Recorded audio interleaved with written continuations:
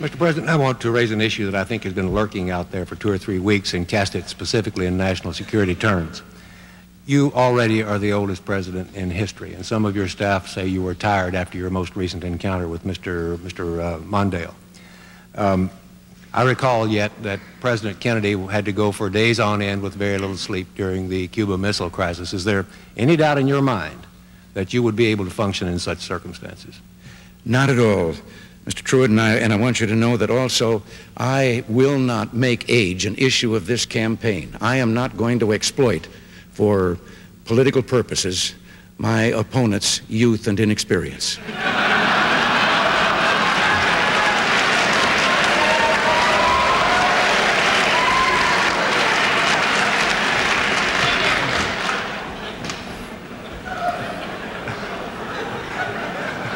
If I still have time, I might add, Mr. Truitt, I might add that it was Seneca or it was Cicero, I don't know which, that said, if it was not for the elders correcting the mistakes of the young, there would be no state. We were succeeding, and that was why the terrorist acts began. There are forces there, and that includes Syria in my mind, who don't want us to succeed. We did not engage in conflict that was out of line with our mission. I will never send troops anywhere on a mission of that kind without telling them that if somebody shoots at them, they can darn well shoot back. I'm not going to continue trying to respond to these repetitions of the falsehoods that have already been stated here, but with regard to whether Mr. Mondale would be strong as he said he would be, I know that he has a commercial out where he is appearing on the deck of the Nimitz and watching the F-14s take off, and that's an image of strength. Except that if he had had his way when the Nimitz was being planned, he would have been deep in the water out there because there wouldn't have been any Nimitz to stand on. He was against it. He was against the F-14 fighter. He was against the M1 tank. He was against the B-1 bomber. He wanted to cut the salary of all of the military. He wanted to bring home half of the American forces in Europe. And he has a record of weakness with regard to our national defense that is second to none.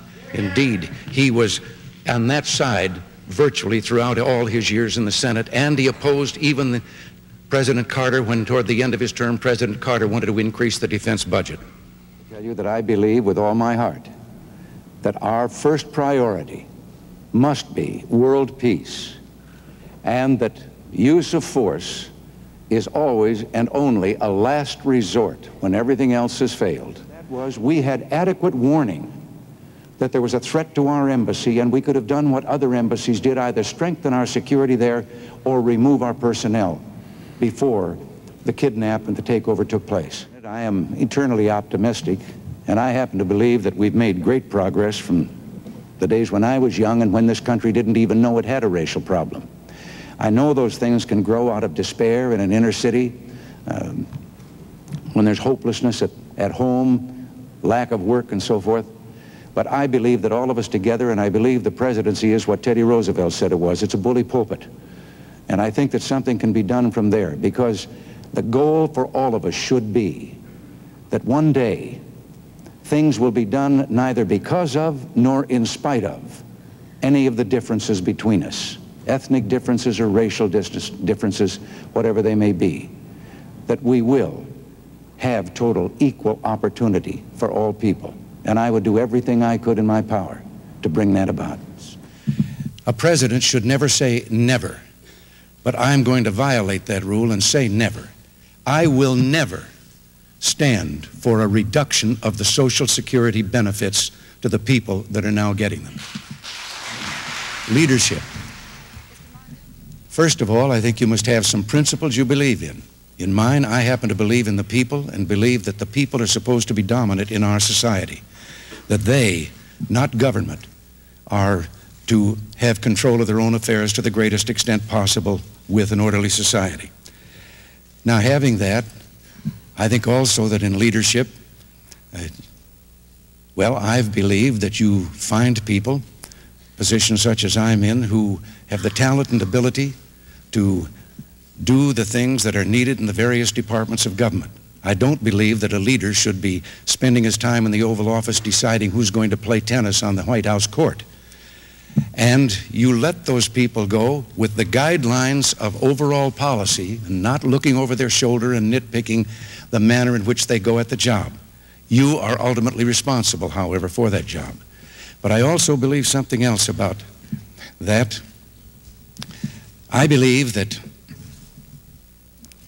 and when I became governor of California, I started this and I continue it in this office, that any issue that comes before me, I have instructed cabinet members and staff, they are not to bring up any of the political ramifications that might surround the issue. I don't want to hear them.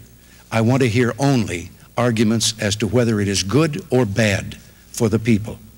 Is it morally right? And on that basis and that basis alone, we make a decision on every issue.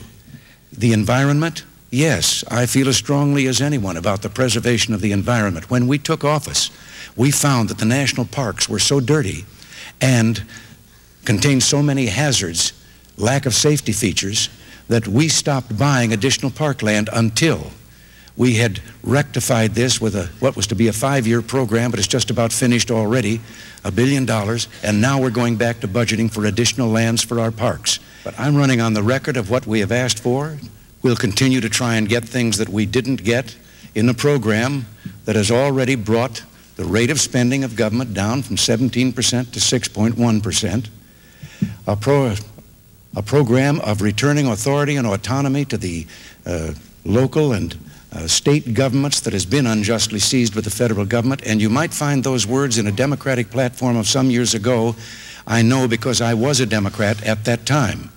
And I left the party eventually because I could no longer follow the turn in the Democratic leadership that took us down an entirely different path, a path of centralizing authority in the federal government, lacking trust in the American people. Now, I don't think that to try and say that we were taxing the rich and not the other way around, it just doesn't work out that way. You know, the president is supposed to be replying to me, but sometimes I have a hard time in connecting what he's saying with what I have said or what my positions are. I sometimes think it's like the witch doctor that gets mad when a good doctor comes along with a cure that'll work. My point I have made already, Mr. President, with regard to negotiating, it does not call for nuclear superiority on the part of the United States.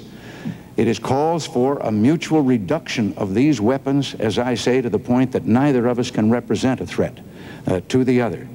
And to suggest that the SALT II treaty that your negotiators negotiated was just a continuation and based on all of the preceding efforts by 2 previous presidents is just not true. It was a new negotiation because, as I say, President Ford was within about 10% of having a solution that could be acceptable. And I think our allies would be very happy to go along with a fair and verifiable SALT agreement. You know, I wasn't going to say this at all, but I can't help it. There you go again. I don't have a plan to tax or increase taxes. I'm not going to increase taxes. I can understand why you are, Mr. Mondale, because as a senator, you voted 16 times to increase taxes. Now, I believe that our problem has not been that anybody in our country is undertaxed. It's that government is overfed.